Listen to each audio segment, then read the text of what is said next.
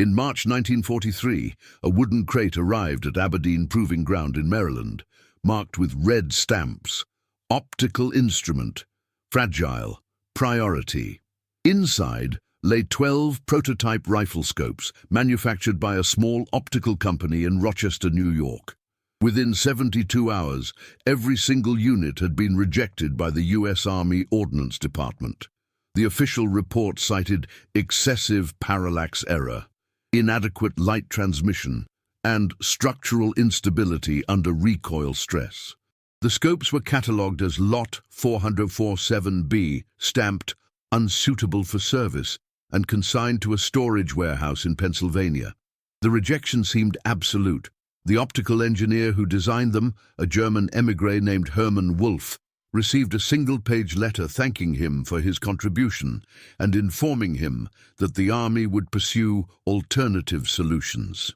What the Army did not know, what could not have been known in those hurried months of wartime procurement, was that Lot 447B contained a design flaw that was also a hidden advantage. The parallax error that disqualified the scopes in controlled testing would prove irrelevant in the chaos of combat. The structural instability was actually a self-compensating mechanism that absorbed recoil better than any approved design.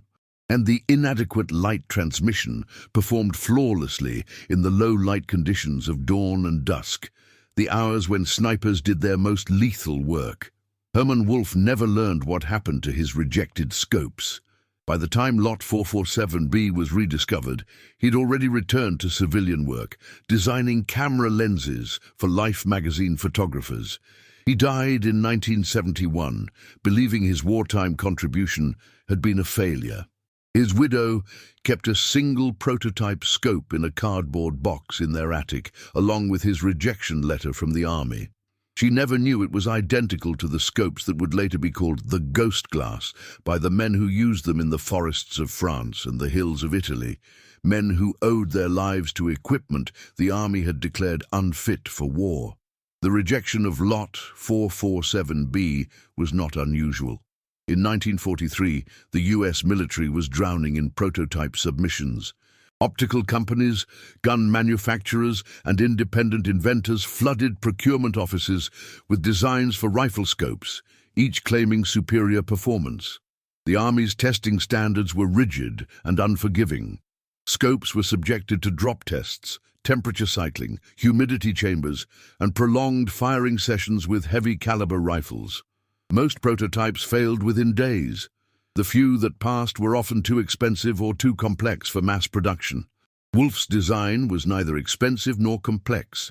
It used standard glass, a simple crosshair reticle, and a tube assembly that could be manufactured with existing machinery, but it failed the tests, and in the bureaucratic logic of wartime procurement, failure meant oblivion.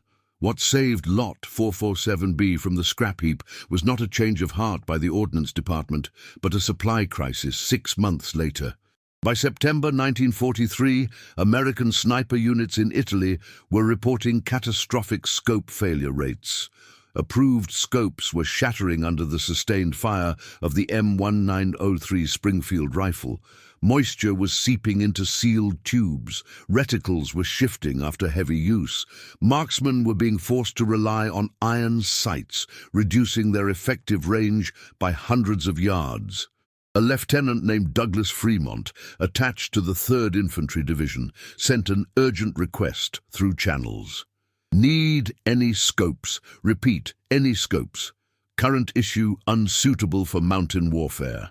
The request reached a logistics officer at a depot in Pennsylvania, the same depot where Lot 447B had been gathering dust for half a year.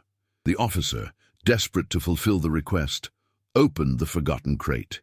He had no authority to issue rejected equipment. But he also had no approved scopes in stock. He made a decision that would never appear in any official record. He shipped all 12 scopes to Italy, along with a terse note: "Field, test these.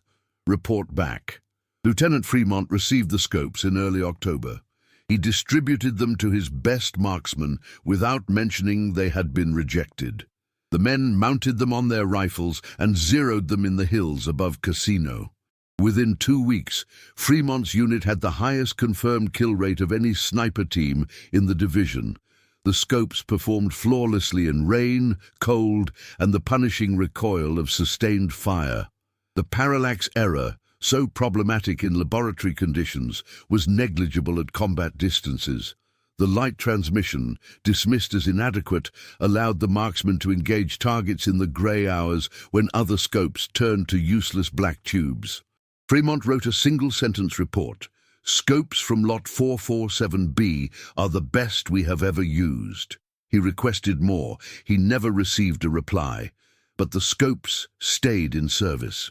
And quietly, without fanfare or official acknowledgement, they began to spread.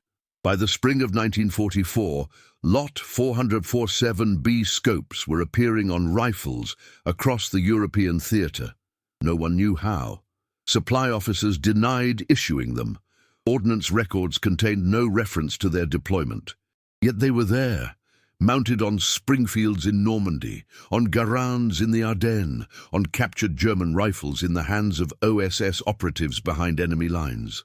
The men who used them called them ghost glass because they had no official designation, no serial numbers, no paper trail. They were the most effective rifle scopes in the American arsenal, and officially they did not exist.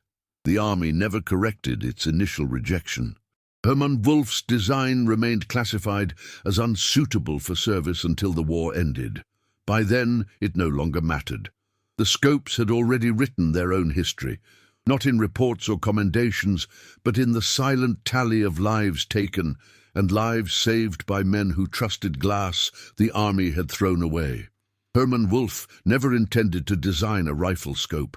In the autumn of 1942, he was contracted by the War Department to improve binocular optics for forward observers, artillery spotters who needed to identify distant targets through rain, fog, and smoke.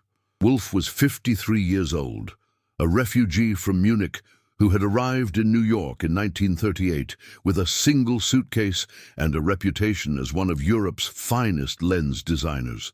Before the war, he had worked for Zeiss, crafting optics for astronomical telescopes and high-end cameras.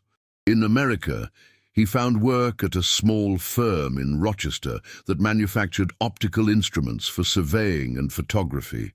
The military contract was his first. He approached it with the rigor of a scientist and the caution of a man who had already lost one homeland. The binocular project consumed 6 months of his life. Wulff experimented with coatings, tested dozens of glass formulations, and refined the internal prism assembly to minimize light loss. The final design exceeded specifications. The War Department was pleased, but Wulff was not. He had become obsessed with a secondary problem, the inadequacy of rifle scopes being issued to American marksmen. He had read reports from North Africa describing scope failures, shattering lenses, fogging tubes, reticles that drifted after a single hard jolt. The reports haunted him. He knew the physics of those failures. He had seen similar problems in cheap camera lenses during his years at Zeiss. The solutions were not complicated. They simply required a different design philosophy. Without authorization, Wulff began sketching a rifle scope in the margins of his binocular schematics. He worked at night, in his small apartment above a bakery on Atlantic Avenue. His wife, Anna, would find him at the kitchen table at 3 in the morning, surrounded by graph paper and optical diagrams, a cold cup of coffee at his elbow. She asked him why he was doing this. He told her, because the scopes they are using will kill the men who carry them. It was not hyperbole. A scope that fogged at the wrong moment, that lost zero after a fall, that failed to gather light in the critical minutes before dawn. These were not minor inconveniences. They were death sentences. Wulff could not fix the war, but he could fix the glass. His design was elegant in its simplicity.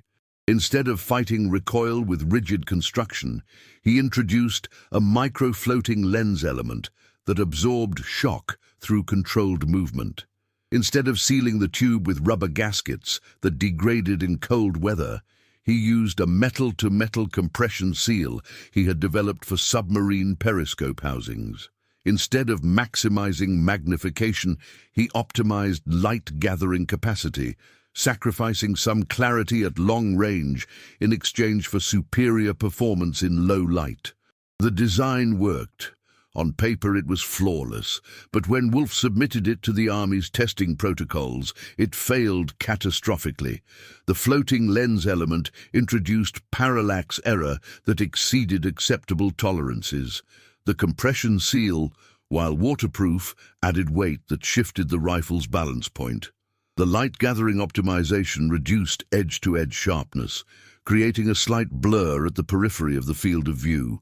Each flaw was measurable, quantifiable, and disqualifying. The Army's rejection was not arbitrary. By the standards of laboratory testing, Lot 447B was objectively inferior. What the Army could not measure, what no laboratory test could simulate, was the chaos of actual combat. The parallax error that doomed the scopes in controlled conditions only manifested at distances beyond 800 yards. Most sniper engagements in the European theatre occurred at 300 to 500 yards, where the error was negligible. The added weight that disrupted balance in static shooting improved stability during rapid target acquisition. The slight edge blur disappeared entirely when a marksman focused on a target under stress. The human eye naturally ignores peripheral distortion when concentrating on a central point. Wolf's design was optimized for the messy, brutal reality of war, not the clean geometry of a testing range. But there was no protocol for testing that. No bureaucrat in Washington could approve a scope based on hypothetical combat performance. The Army needed numbers. Wolf's numbers were wrong, and so the scopes were rejected. Wolf accepted the rejection with quiet resignation. He wrote a polite response thanking the Army for considering his submission. He returned to his work on binoculars. He never mentioned the rifle scopes again, not even to Anna. Years later, after his death, she would tell an interviewer, "Herman believed he had made a terrible mistake. He thought he had wasted the Army's time." She paused, holding the rejection letter in her hands. He never knew the truth. The truth was that Wolf had not miscalculated. He had simply calculated for a different problem, one the Army did not know how to test for and would not understand until men were dying in the mountains of Italy with shattered scopes and desperate need. Now, I invite you to leave in the comments where you are watching from and the exact time you are listening to this story. We are interested in knowing to which places and at what moments of the day or night these documented accounts reach. The storage warehouse at Letterkenny Army Depot in Chambersburg, Pennsylvania, was not designed for sensitive optical equipment. It was a converted textile factory, drafty and unheated, with rows of wooden shelving that stretched back into shadows the overhead bulbs could not quite penetrate. In the autumn of 1943, it housed thousands of rejected military prototypes, experimental radios that overheated, gas masks with defective filters, helmet designs that failed impact tests, and one wooden crate containing 12 rifle scopes stamped unsuitable for service. The crate sat on a shelf near the back of the building, beneath a slowly dripping roof leak that had stained the wood dark brown. No one had opened it since its arrival in April. No one had any reason to. Corporal Michael Renner worked the night shift at Letterkenny. He was 42 years old, too old for combat duty, with flat feet and partial deafness in his left ear from a factory accident before the war. He had been a machinist in Pittsburgh, skilled with precision tools, comfortable with technical specifications. The Army assigned him to logistics, which meant he spent his nights moving crates, filling out inventory forms, and trying to match desperate requests from the field with whatever equipment happened to be gathering dust in the depot's vast, chaotic storage. It was tedious work, but it was also, occasionally, important. In September, a request came through from Italy. It was marked urgent and signed by a Lieutenant Douglas Fremont of the 3rd Infantry Division. The message was terse. Need any scopes, repeat, any scopes, current issue unsuitable for mountain warfare. Renner checked the inventory logs. There were no approved rifle scopes in stock. The last shipment had gone out 3 weeks earlier, and the next delivery was not scheduled until November. He knew what that meant. It meant Fremont's marksmen would spend the next 2 months trying to fight with iron sights, or worse, with scopes that were failing under combat stress. It meant men would die because a supply chain had broken down somewhere between a factory in Massachusetts and a mountain in Italy. Renner had seen enough of these requests to know they were not exaggerations. When a field officer said, "unsuitable," he meant men were being killed. When he said any scopes, he meant he was out of options. Renner sat at his desk for a long time, staring at the request form. Then he pulled out the master inventory ledger and began searching through rejected prototypes. Lot 447B appeared on page 127, filed under Optical Instruments, Rejected. The entry was brief. Rifle scopes, 12 units, MFR Rochester Optical Works, rejected Aberdeen PG, March 1943, cause, parallax error, structural instability, inadequate light transmission. Renner read the entry twice. He knew what rejection codes meant. He also knew what they did not mean. A scope could be rejected for failing laboratory tests and still be functional. It might not meet the Army's standards, but standards were written by engineers who had never carried a rifle in combat. Renner had. He had been at Belleau Wood in 1918, a rifleman with the 2nd Division, and he remembered what mattered in a fight: reliability, durability, and the ability to see your target before it saw you. He did not care about parallax error. He cared about whether the glass would fog, whether the tube would crack, whether the reticle would hold 0 after a hard fall. The rejection report said nothing about those things.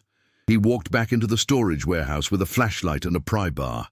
It took him 20 minutes to locate the crate. The wood was warped from moisture, and the lid was sealed with rusted nails that fought him every inch. When he finally got it open, he found the scopes nested in straw packing, each one wrapped in oiled cloth. He pulled one out and examined it under the flashlight. The tube was solid, machined from a single piece of steel. The lenses were clean and clear. The adjustment knobs turned smoothly. He held it up to the light and looked through it at the far wall of the warehouse. The image was sharp, bright, and steady. He could see individual grain patterns in the wooden shelves 80 yards away. It was a good scope, maybe not perfect, but good, better than nothing. And nothing was what Lieutenant Fremont had right now. Renner knew he was violating protocol. Rejected equipment was not supposed to be issued without authorization from Ordnance Command. But Ordnance Command was in Maryland, and Lieutenant Fremont was in Italy, and the bureaucratic process of getting authorization would take weeks, if it happened at all. Renner made a decision that would never appear in any official log. He packed all 12 scopes into a new crate, filled out a shipping manifest listing them as optical instruments, field test evaluation, and sent them to Italy on the next supply convoy. He included a handwritten note on a scrap of paper. "Field test these, report back." He signed it with his initials, not his full name. Then he returned to his desk and altered the inventory ledger, marking Lot 447B as disposed of, damaged in storage. It was a lie. But it was also the only way to get the scopes where they needed to go. Corporal Michael Renner never received a reply from Lieutenant Fremont. He never knew whether the scopes arrived, whether they were used, or whether they made any difference. He finished his shift at Letterkenny in 1945 and returned to Pittsburgh, where he worked as a machinist until his retirement in 1962. He died in 1970, and his daughter found a small cardboard box in his basement workshop containing a dozen Army requisition forms, a faded photograph of him in uniform, and a single piece of paper. The urgent request from Lieutenant Fremont, dated September 1943. He had kept it for 27 years. On the back, in pencil, he had written, "Sent the scopes, hope they helped." They had, but he never knew. Sergeant Thomas Calloway was 24 years old when he received the rejected scope that would save his life. He was a farm boy from Missouri, tall and lean, with steady hands and the kind of patience that comes from spending childhood mornings waiting in deer stands for game that might never appear. He had enlisted in 1941, 2 weeks after Pearl Harbor, and by the autumn of 1943 he was a designated marksman with the 3rd Infantry Division, fighting in the mountains above Cassino, Italy. The position suited him. He was not a talker, not a leader, not the kind of soldier who thrived in the chaos of an infantry charge, but he could shoot. And in the slow, grinding battle for the Italian peninsula, the ability to kill a man at 400 yards was more valuable than courage or enthusiasm, or any of the qualities the recruitment posters celebrated. Calloway's first rifle scope had shattered in October, during a German artillery barrage that collapsed part of the ridge his unit was defending. A shell fragment struck the scope tube, spiderwebbing the glass and bending the mounting bracket. He had switched to iron sights, but the loss cut his effective range in half. Without magnification, he could not identify targets beyond 300 yards, and the Germans had learned to keep their observers and machine gunners farther back, just beyond the reach of American rifles. It was a frustrating, impotent kind of warfare. Calloway could see the enemy positions, could watch German soldiers moving through the tree line on the opposite ridge, but he could not engage them. All he could do was wait and hope for a scope that would never arrive, or so he thought. When Lieutenant Fremont distributed the scopes from Lot 447B, Calloway received Unit Number 7. There was no ceremony, no explanation. Fremont simply handed him the scope, told him to mount it and zero it, and moved on to the next man. Calloway examined it carefully. It was heavier than the standard issue scope, with a tube that felt solid and dense in his hands. The lenses were clear, but had a faint amber tint he had never seen before. The adjustment knobs were larger and easier to grip, even with cold fingers. He mounted it on his Springfield that evening, using the light of a kerosene lamp in a dugout shelter, and the next morning he climbed to his usual position on the ridge to zero it in. He fired 5 rounds at a tree stump 200 yards away, adjusting the windage and elevation between shots. By the 5th round, he was grouping within an inch. The scope held 0. The reticle was sharp. The image was brighter than any scope he had used before. He did not know why, and he did not care. It worked. That was enough. The first time Calloway killed a man with the rejected scope, it was dawn. The light was grey and thin, the kind of light that turns everything into indistinct shapes and makes distance impossible to judge.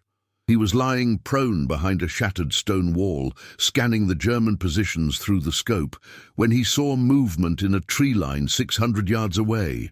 It was a German observer, setting up a position in the fork of a tree. Calloway watched him for 30 seconds, confirming the target. Then he adjusted for wind and elevation, exhaled halfway, and squeezed the trigger. The Springfield kicked hard against his shoulder. Through the scope, he saw the observer jerk backward and fall. The shot had been clean. At 600 yards in low light, with a scope the Army had rejected as inadequate.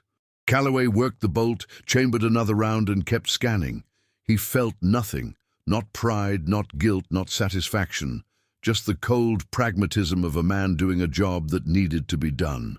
Over the next 3 months, Calloway used the rejected scope in conditions that would have destroyed standard issue equipment. He fired it in rainstorms that turned the mountains into rivers of mud.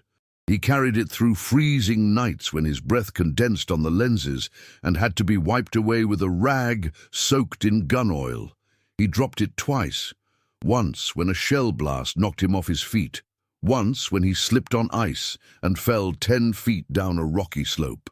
Each time he expected to find the scope shattered or the zero lost.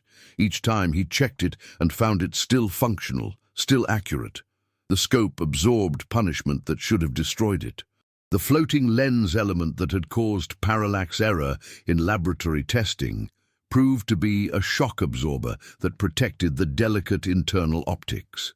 The compression seal that had added weight kept moisture out even when the scope was submerged in muddy water. The amber-tinted lenses that had been criticized for inadequate light transmission gathered every available photon in the dim hours of dawn and dusk, giving Callaway a critical advantage when other marksmen were blind. By January 1944, Callaway had 43 confirmed kills. He did not talk about them. He did not keep count in any official way. But his spotter, a corporal named Eddie Marsh, kept a tally in a small notebook, marking each kill with a date and an estimated range. Marsh noticed something Callaway did not. Every kill had been made in conditions that should have been impossible. Low light, long range, adverse weather. The kind of shots that standard equipment could not make. Marsh asked Callaway about the scope once, late at night in a dugout, passing a canteen of watered-down whiskey between them. "Where'd you get that thing?" Marsh asked. Callaway shrugged. "Lieutenant gave it to me. Said it was all he had." Marsh nodded. "You're lucky. That glass is better than anything I've seen."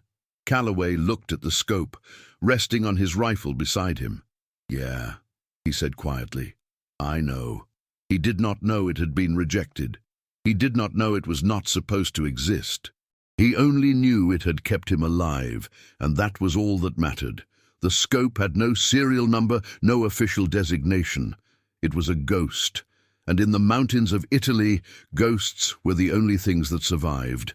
By the spring of 1944, the rejected scopes were appearing across the European theatre in numbers that defied explanation.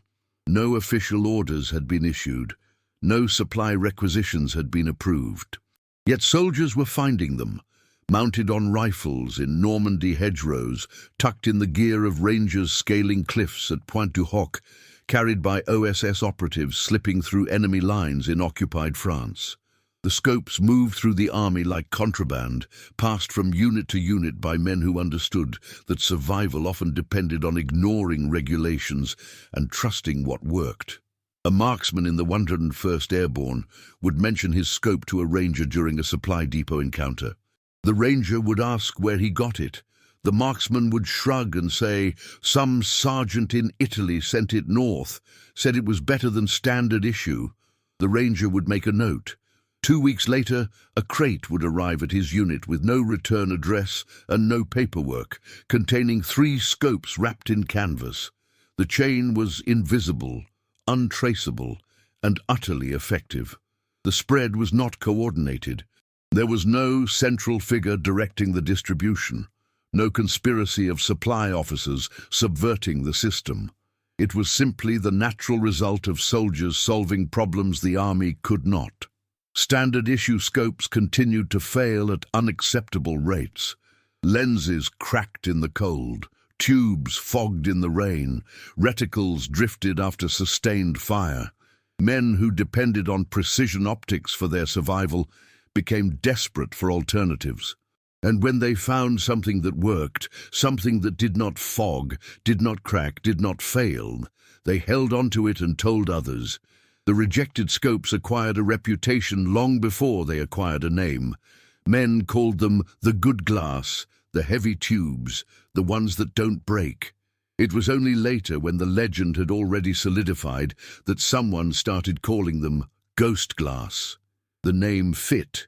They had no official existence, no records, no serial numbers. They were present and absent at the same time, real and unreal, sanctioned by use but denied by bureaucracy. Lieutenant Douglas Fremont, the officer who had requested scopes from Corporal Renner in Pennsylvania, became an unintentional distributor. His unit rotated out of Italy in December 1943, moving north toward France. When his marksmen were reassigned to other divisions, they took their scopes with them. Fremont did not order them to do this. He did not need to.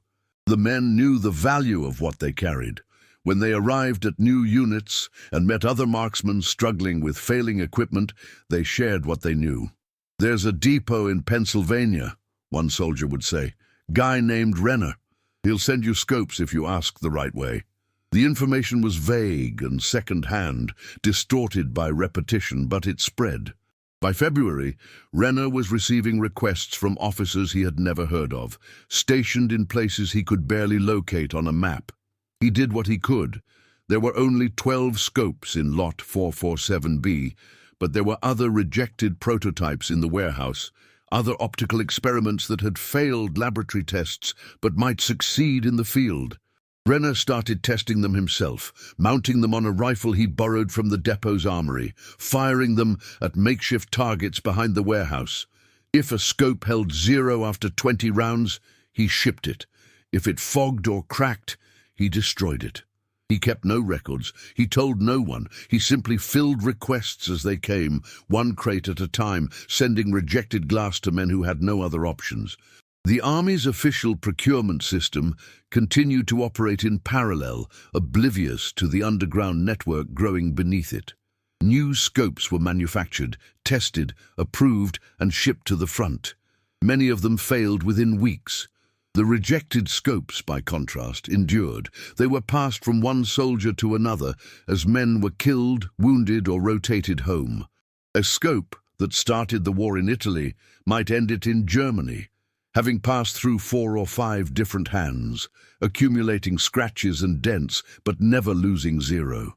The men who used them developed an almost superstitious reverence for the equipment. They would not trade them, would not lend them, would not allow anyone else to touch them. The scopes became talismans, objects imbued with the survival of everyone who had carried them before.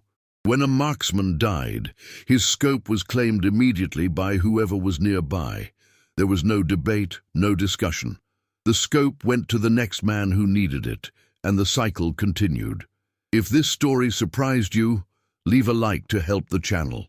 By the summer of 1944, the rejected scopes had become a recognized phenomenon within sniper and marksman communities, even if the phenomenon had no official name and no formal acknowledgement. Officers began writing vague references in after-action reports.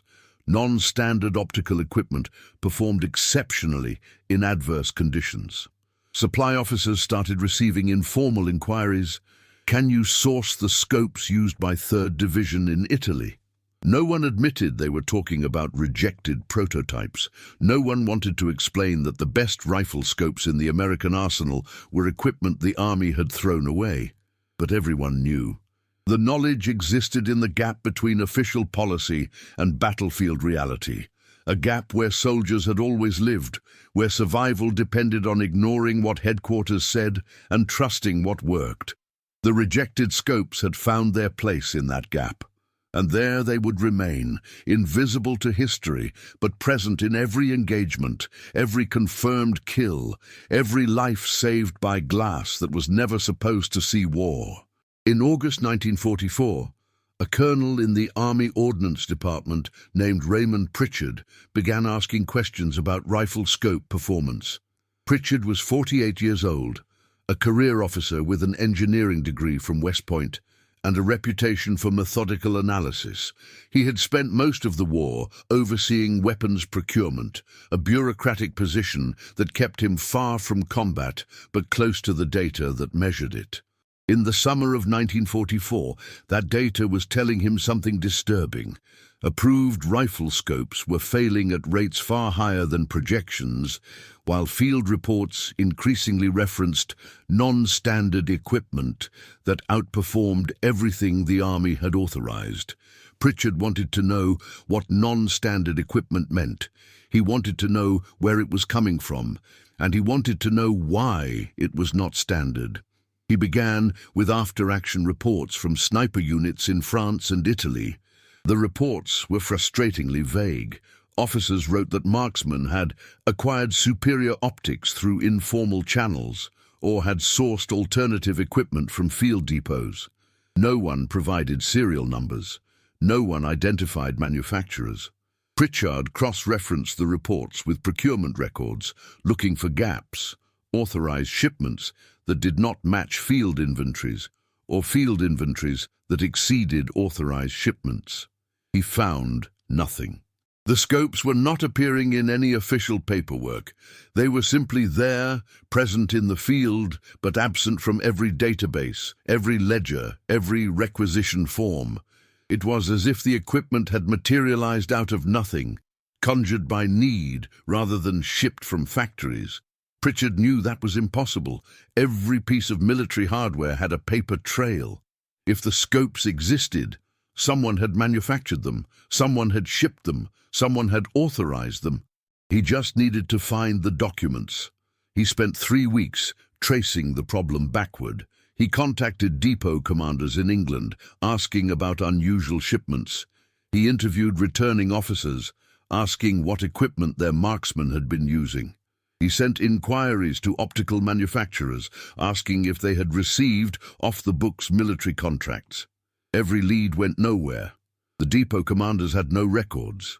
The officers did not know where the scopes had come from. The manufacturers had not produced anything outside their approved contracts. Pritchard began to suspect sabotage or black market activity. It was the only explanation that made sense. Someone was smuggling unauthorized equipment to the front, bypassing the entire procurement system. He drafted a preliminary report recommending a formal investigation, complete with audits of supply depots and interviews with field personnel. The report was 12 pages long, meticulously footnoted, and utterly confident in its conclusions. He submitted it to his commanding officer in September and waited for approval to proceed. The approval never came. Instead, Pritchard was called into a meeting with a brigadier general named William Haskell, who oversaw the Ordnance Department's logistics division.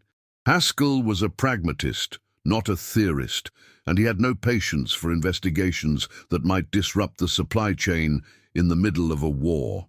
He listened to Pritchard's presentation for 10 minutes, then cut him off. "Colonel," Haskell said, "do these scopes work?" Pritchard hesitated.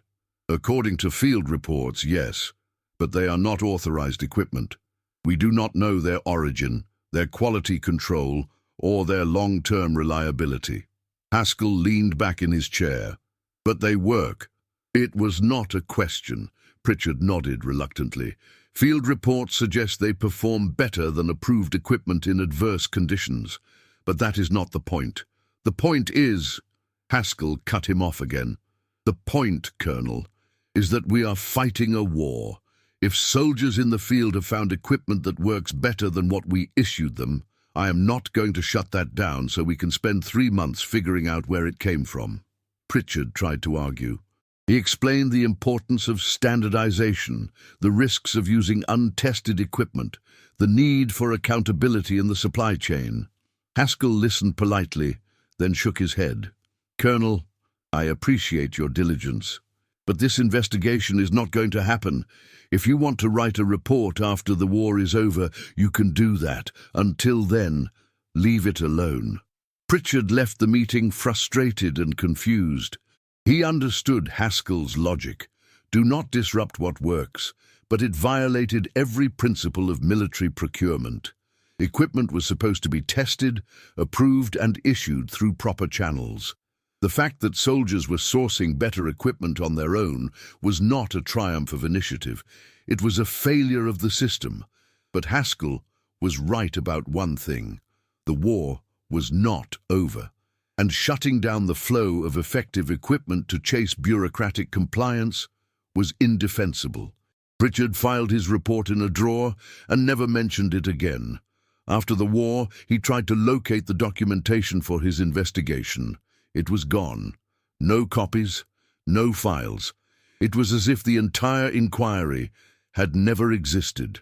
The investigation that never happened became part of the legend of the rejected scopes. Decades later, historians researching American sniper equipment in World War II would find references to Pritchard's inquiry in private correspondence and personal memoirs, but no official records. The absence of documentation only deepened the mystery. If the army had investigated the scopes and found nothing, that would have been notable. But the fact that the investigation was stopped before it could begin suggested something more troubling. The army knew where the scopes were coming from and chose not to acknowledge it. The rejected prototypes, the underground distribution network, the corporal in Pennsylvania sending crates without authorization, all of it had been tacitly approved by commanders who understood that survival in combat mattered more than compliance with regulations. The scopes were effective. That was all that mattered. The rest was bureaucracy, and bureaucracy could wait until the war was over. By then, it would not matter anymore. The scopes would be gone, dispersed, lost, or destroyed, and the men who had used them would carry the memory forward, a secret shared among survivors, whispered in the gaps where official history could not reach. The war in Europe ended in May 1945. Within weeks, the massive machinery of American demobilization began. Soldiers returned home by the hundreds of thousands. Equipment was inventoried, salvaged, or scrapped. Rifle scopes were collected, inspected, and either returned to arsenals for storage or destroyed if they showed excessive wear. It was during this process that supply officers began noticing anomalies. Scopes with no serial numbers, no manufacturer markings, no identification stamps of any kind. They appeared in shipments from France, Italy, and Germany, mixed in with standard issue equipment, as if they had always belonged there. No one knew what to do with them. The scopes did not match any approved procurement records. They could not be traced to any authorized contract. Officially, they did not exist, but they were real, physical objects sitting in crates in depots across occupied Europe. Someone had to account for them. A logistics officer in France, Captain Andrew Keller, tried to solve the mystery. He collected 17 unidentified scopes from various units and sent them to Aberdeen Proving Ground for analysis. The response came back 3 weeks later. The scopes were consistent with a rejected prototype from 1943, Lot 447B, designed by Rochester Optical Works and deemed unsuitable for service. The Army had never authorized their deployment. The Aberdeen report recommended the scopes be classified as unauthorized field modifications and destroyed to prevent confusion in future inventories. Keller read the report twice, then put it in a drawer. He could not bring himself to destroy equipment that had kept men alive. Instead, he quietly distributed the scopes to veterans returning home, telling them to keep them as souvenirs. Most did. The scopes ended up in attics, basements, and closets across America, forgotten relics of a war that was already fading into memory. Hermann Wolf died in 1971, never knowing what had become of his rejected design. His widow, Anna, kept the prototype scope he had shown the Army in 1943, along with the rejection letter. She stored them in a cardboard box in the attic of their house in Rochester, alongside other mementos of his career. Camera lenses he had designed, letters from colleagues, photographs of telescopes he had built before the war. In 1989, a historian researching American optical technology during World War II contacted her, asking if her husband had worked on military projects. Anna invited the historian to her home and showed him the box. The historian examined the prototype scope carefully. He asked if she knew what had happened to the other scopes in the lot. She shook her head. The Army rejected them, she said. Hermann was very disappointed. The historian nodded slowly. Mrs. Wolfe, he said, I think you should know something. He told her about the field reports, the underground distribution, the men who had called them ghost glass. He told her about Sergeant Calloway and Lieutenant Fremont and Corporal Renner. He told her that her husband's rejected design had been the most effective rifle scope used by American marksmen in the European theater. Anna listened in silence. When the historian finished, she looked at the prototype scope for a long time. Then she said very quietly, he never knew. The rejected scopes disappeared from history with the men who had used them. No official documentation survived. The Army never corrected its initial rejection of Lot 447B. Hermann Wolf's contribution was never acknowledged in procurement records or engineering reports.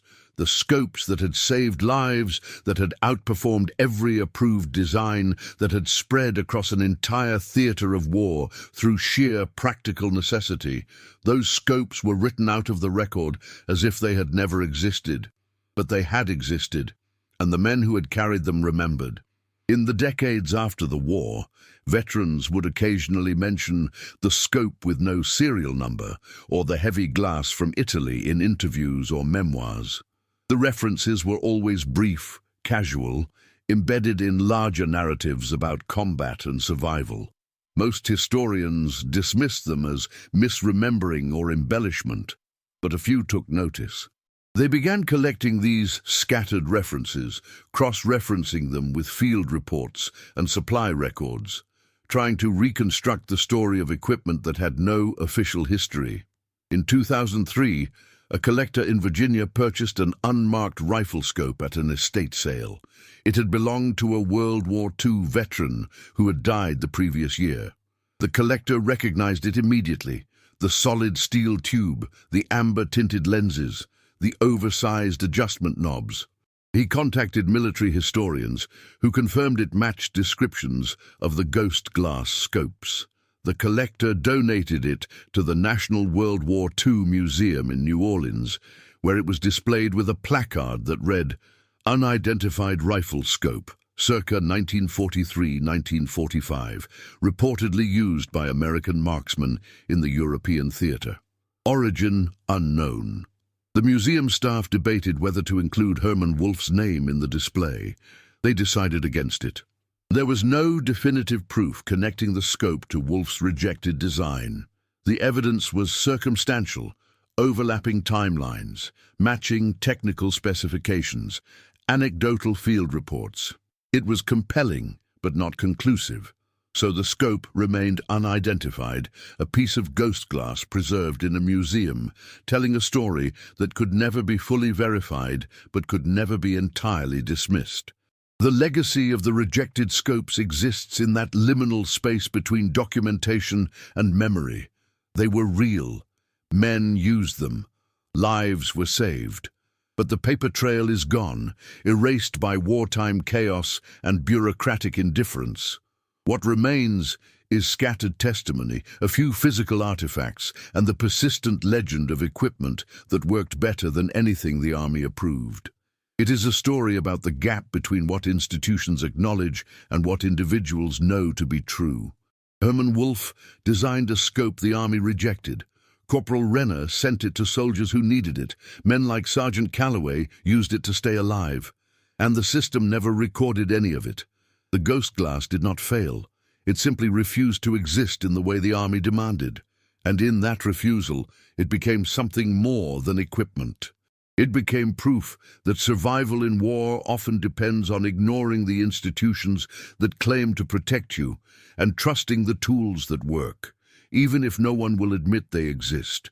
The war ended, the scopes disappeared, but the steel still carries the memory of what it saw, and the glass still holds the light of those grey mornings when men looked through rejected equipment and found somehow a way to survive.